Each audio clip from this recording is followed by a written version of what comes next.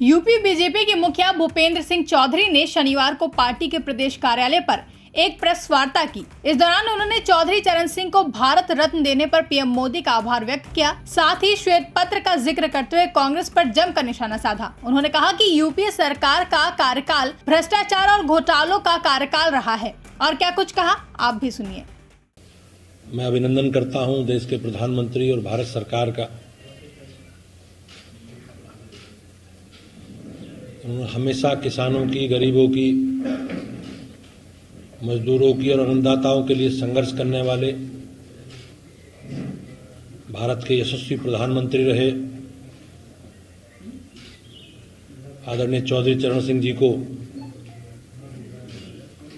भारत रत्न देकर देश के करोड़ों अन्नदाताओं का मान सम्मान बढ़ाया। चौधरी चरण सिंह जी का जीवन हमेशा समाज के कमजोर वर्गों की बात रखना, चाहे विधानमंडल के सदस्य के नाते हो, चाहे लोकसभा के सदस्य के नाते, हमेशा उनके फोकस में अन्नदाता, किसान, मजदूर, दलित की लड़ाई उन्होंने हमेशा लड़ी।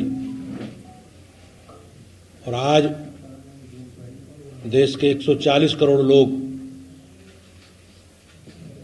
आनंदित हैं, प्रसन्नचित हैं कि उनके समाज के प्रति, देश के योगदान के प्रति जो उन्होंने योगदान किया है, उसका संज्ञान भारत सरकार ने मोदी जी के नेतृत्व में लिया है और उन्हें देश का सर्वोच्च नागरिक सम्मान भारत रत्न से सम्मानित किया गया। हरित क्रांति के जनक, देश के प्रसिद्ध कृषि वैज्ञानिक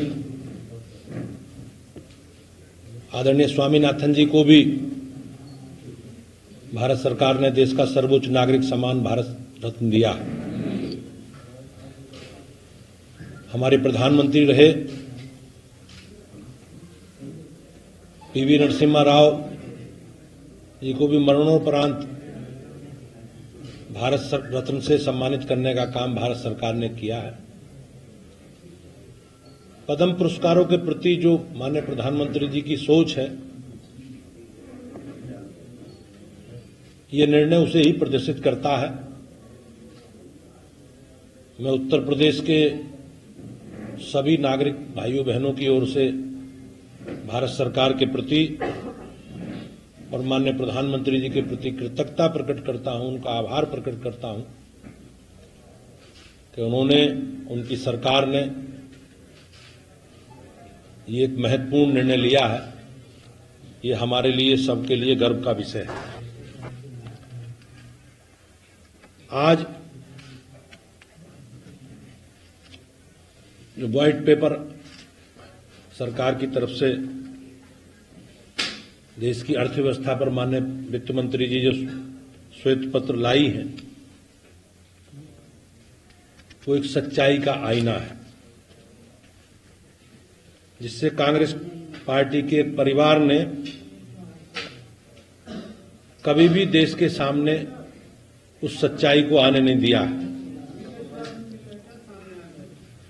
ये श्वेत पत्र ये सिद्ध करता है कि कैम्ब्रिज, ऑक्सफोर्ड या हार्वर्ड से निकले हुए अर्थशास्त्री या रिजर्व बैंक के गवर्नर देश की अर्थव्यवस्था को उसी तरह ऊंचाई पर लेकर जा सकते हैं, ये सच नहीं। सच्चाई ये है कि भारत का एक गरीब बेटा जिसने अपने जीवन में गरीबी को जीने का काम किया है, इनका लालन पोषण गरीबी में हुआ है, जिसमें दृढ़ इच्छा शक्ति हो, जिसके शरीर का एक एक क्षण क्षण और जीवन पल पल देश के विकास में काम करने में बीतता हो, जिसमें दुनिया में सबसे आगे देश को ले जाने का जुनून हो, वह जब देश के सर्वोच्च पद प्रधानमंत्री तक पहुंचता है तो न केवल इस पद की गरिमा बढ़ती है, बल्कि गरीब कल्याण के साथ साथ देश की अर्थव्यवस्था में भी नए आयाम घटता है। भाइयों बहनों, ये श्वेत पत्र इस बात का साक्षी है कि 2004 और 2014 के बीच की कांग्रेस के गठबंधन से यूपीए सरकार की अवधि की तुलना में 2014 से 24 तक आदरणीय प्रधानमंत्री जी श्री नरेंद्र मोदी जी के सरकार में देश की अर्थव्यवस्था में किस प्रकार से कैसे सुधार हुआ। यूपीए ने केवल अर्थव्यवस्था का नुकसान पहुंचाया, बल्कि हम ही लोग कह सकते हैं कि देश को लूटने का काम, और जिस प्रकार से सरकार के समय भ्रष्टाचार के रोज नए स्कैम खुलते थे और सरकार के अलग अलग विभागों का काम करने वाले मंत्रीगण जिस प्रकार से जेल जाते थे, वो उसी का प्रतीक बन गए थे। श्रद्धेय अटल बिहारी वाजपेयी जी सरकार के एक स्तंभ अर्थव्यवस्था विरासत में मिलने के बावजूद यूपीए ने देश की अर्थव्यवस्था को कैसे गैर निष्पादित अर्थव्यवस्था में बदल दिया, इसकी जानकारी इस श्वेत पत्र में मिलती है। जब श्रद्धेय अटल बिहारी वाजपेयी जी के नेतृत्व में एनडीए की सरकार ने कार्यभार संभाला, तब सार्वजनिक क्षेत्र के बैंकों में एनपीए का अनुमान 16% था, और अब जब उन्होंने पद छोड़ा तब यह 7.8% था। सितंबर 2013 में यह अनुमान सरकारी बैंकों के कमर्शियल लोन निर्णय में यूपीए सरकार द्वारा राजनीतिक हस्तक्षेप के कारण 12.3% चढ़ गया था। 2014 में बैंकिंग संकट बहुत बड़ा था।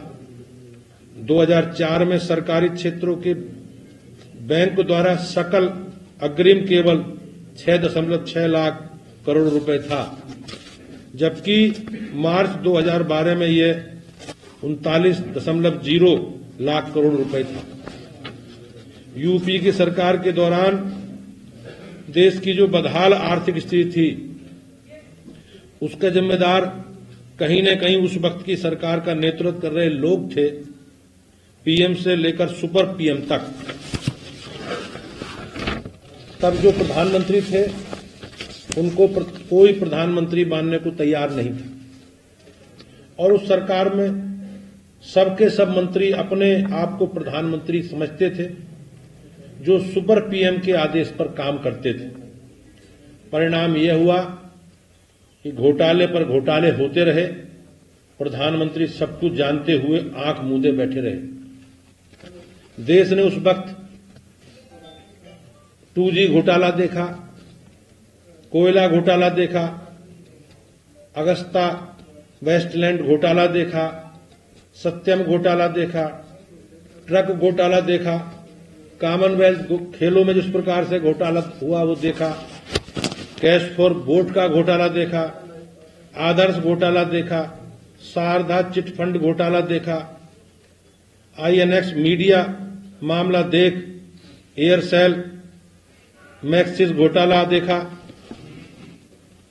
एक्ट्रिक्स देवास घोटाला देखा, लैंड फॉर जॉब घोटाला देखा, और 15 घोटाला कांग्रेस की यूपी सरकार के दौरान 2004 से 14 तक के कालखंड में हुए। और हमारी सरकार आने के बाद 2014 के बाद साथ ही लोगों को अच्छे लगने वाले निर्णयों की जगह एक ऐसे निर्णय लिए गए जो लोगों के लिए अच्छे हों। हमने इसका प्रतिफल भी देखा। हमने देखा शौचालय बनाने से देश की जीडीपी बढ़ सकती है, लोगों के लिए घर बनाने से देश की जीडीपी बढ़ सकती है। ब्यूरो रिपोर्ट, इंडिया पब्लिक खबर। फिलहाल के लिए इस खबर में बस इतना ही। देश और दुनिया की ऐसी ही तमाम बड़ी खबरों के लिए हमारे YouTube चैनल को सब्सक्राइब करें और बने रहें इंडिया पब्लिक खबर के साथ।